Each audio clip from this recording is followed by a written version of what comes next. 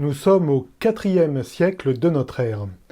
L'empereur romain Constantin accorde au pape Sylvestre un pouvoir accru sur l'Occident. Constantin produit un document, la Donation de Constantin, qui mentionne la primauté des églises latines par rapport aux églises d'Orient. Le pape se voit accorder par le document certains territoires, dont les parcelles romaines qui constituent l'actuel État du Vatican.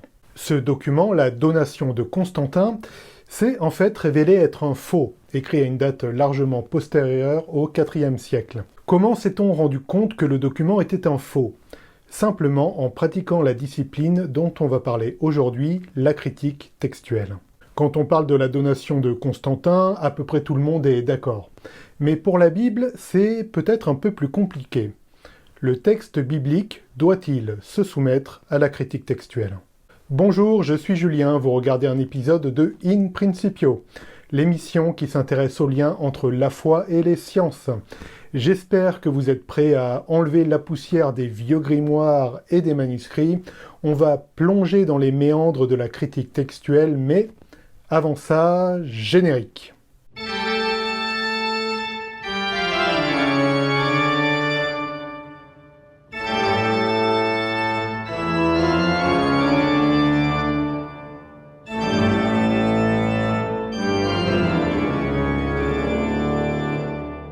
La critique textuelle, comme on l'a vu avant le générique avec l'exemple de la Donation de Constantin, ne date pas d'hier.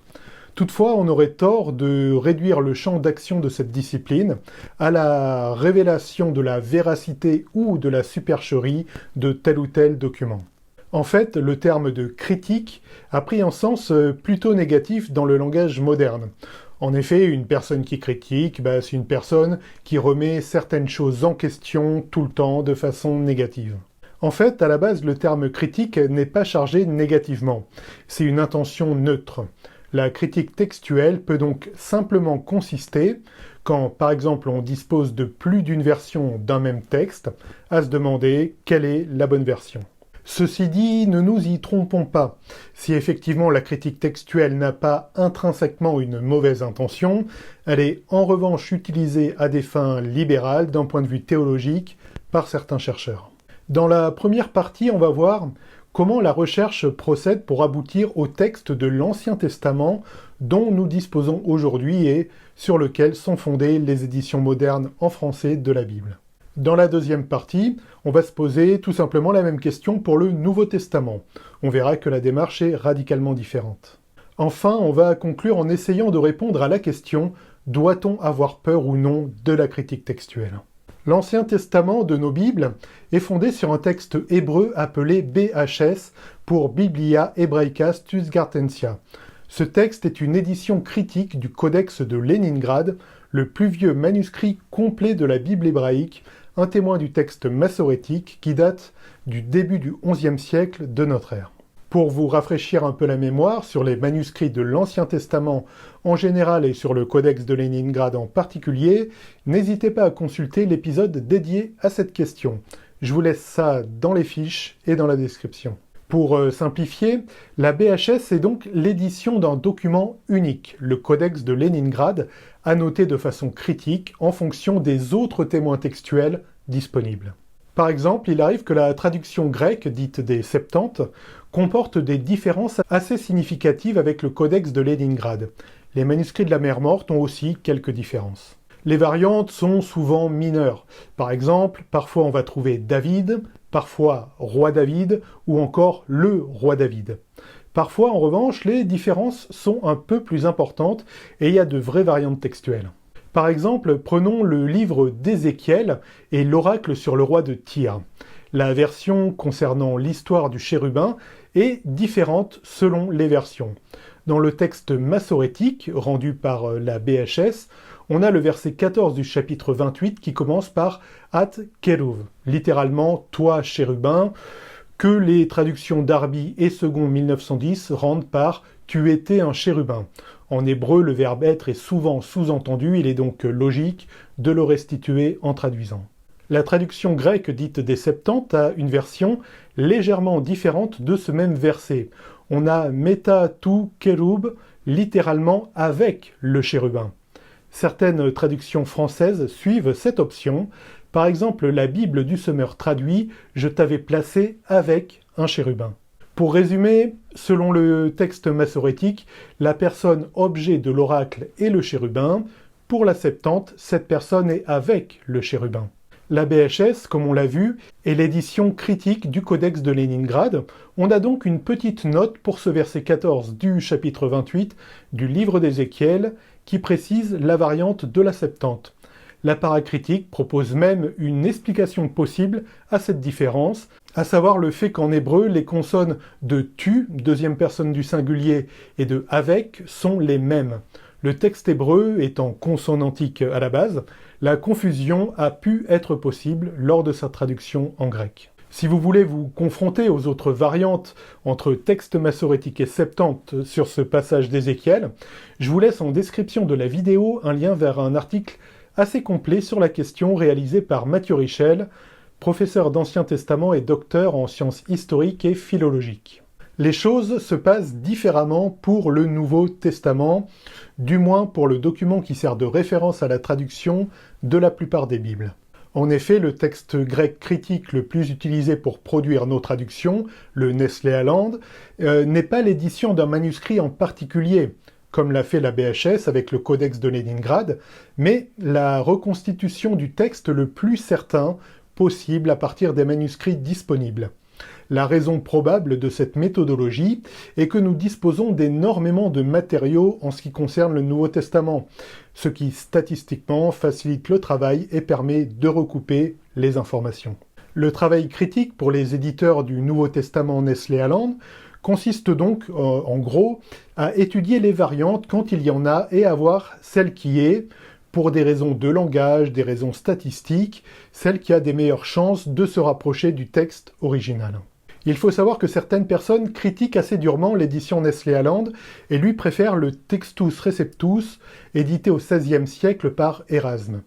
Un des arguments avancés est que le texte biblique n'a pas à se soumettre à la critique textuelle.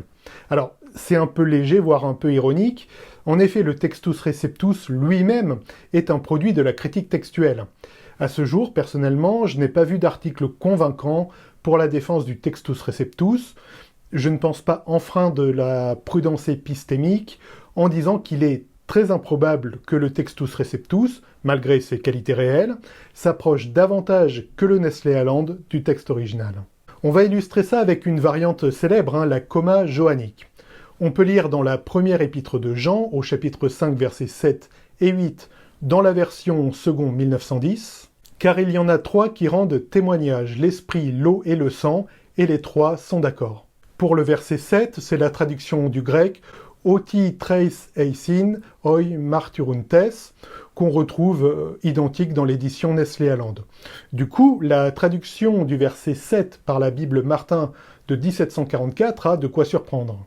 « Car il y en a trois dans le ciel qui rendent témoignage, le Père, la Parole et le Saint-Esprit, et ces trois-là ne sont qu'un. » Bon, on peut se dire que c'est super et qu'on tient enfin le verset sur la Trinité qui va mettre tous les hérétiques KO. Hélas, c'est pas aussi simple. Cette traduction est fondée sur le Textus Receptus, qui contient une variante textuelle assez improbable. Les éditeurs du Textus Receptus, dans leur travail critique, et peut-être pour des raisons théologiques, ont estimé que ce verset représentait le texte dans sa version la plus proche de l'original. Or, il se trouve que c'est très improbable. En effet, cette variante n'est pas présente dans les meilleurs manuscrits. Elle n'apparaît que dans 8 manuscrits assez tardifs, le plus ancien datant du Xe siècle. Et 4 de ces manuscrits sont cette annotation notée en marge. C'est donc raisonnablement que l'édition Nestlé Aland n'a pas retenu cette variante pour établir son texte, mais il la mentionne tout de même dans la paracritique. On en vient à notre conclusion avec la question de savoir s'il faut avoir peur de la critique textuelle. La réponse est non, mais on va dire pourquoi. On peut d'abord rappeler que l'exercice de la critique textuelle est très ancien et a traversé les âges. Origène, dès le IIIe siècle de notre ère, comparait les manuscrits de l'Ancien Testament en produisant un document composé de 6 colonnes avec les différentes versions. vraiment beaucoup plus près de nous, et c'est là qu'on peut voir que la critique textuelle ne touche pas que la Bible, le mémorial de Sainte-Hélène, les mémoires de Napoléon. L'ouvrage est amélioré avec différentes éditions au cours du XIXe siècle. Une édition est même sortie en 2017 à l'occasion de la redécouverte d'un original jusqu'alors détenu par les Anglais. Bien que publié en dernier, il est possible que cette dernière édition de 2017 soit la plus fidèle. C'est justement le travail de la critique textuelle de le dire. Pour revenir un peu à ce qui nous intéresse, la critique textuelle n'est pas une critique de l'objet des textes bibliques. Elle est un moyen de s'approcher au mieux du texte biblique tel qu'il figurait dans les éditions les plus anciennes. L'objet des Écritures saintes, c'est Dieu lui-même, et bien entendu, l'Éternel n'est pas soumis à la critique. En revanche, on peut se poser la question de la fiabilité de notre foi. En effet, comme on l'a vu, il y a un processus pour obtenir les éditions de la Bible dont on bénéficie aujourd'hui. Du coup, le travail fourni est-il fiable ? En fait, c'est une vraie question. Il faut savoir que les variantes sont très majoritairement mineures, comme on l'a vu, et n'impactent pas la doctrine. Pour le Nouveau Testament, nous disposons de plus de 5000 manuscrits, ce qui veut dire qu'en moyenne, chacun des 27 livres du Nouveau Testament est représenté par 185 témoins, dont certains ont moins de 50 ans d'écart avec l'époque apostolique. On a donc une matière largement suffisante pour établir un texte fiable et fonder nos traductions dessus. Quant à l'Ancien Testament, les apôtres rapportent les paroles de Jésus, qui lui-même donne autorité à ce texte. Pour la transmission du texte, les manuscrits de la Mer Morte, découverts au milieu du XXe siècle, attestent de la fiabilité du texte massorétique médiéval. Comme on l'a dit, il y a des différences textuelles, cependant, elles ne remettent pas en cause l'ensemble harmonieux formé par la Torah, des livres prophétiques et des écrits. Vraiment, il ne faut pas avoir peur de la critique textuelle. Au contraire. Le danger, c'est pas la critique textuelle.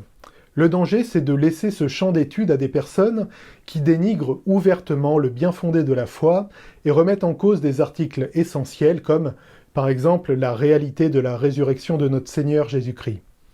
Le danger, c'est d'en arriver à se désintéresser tellement de ces questions qu'on en oublie presque que les textes bibliques ont été rédigés à une certaine époque, dans un contexte donné particulier. Et les textes pris hors contexte et brandis comme des armes, ça a toujours fait plus de mal que de bien. À bientôt, soyez bénis.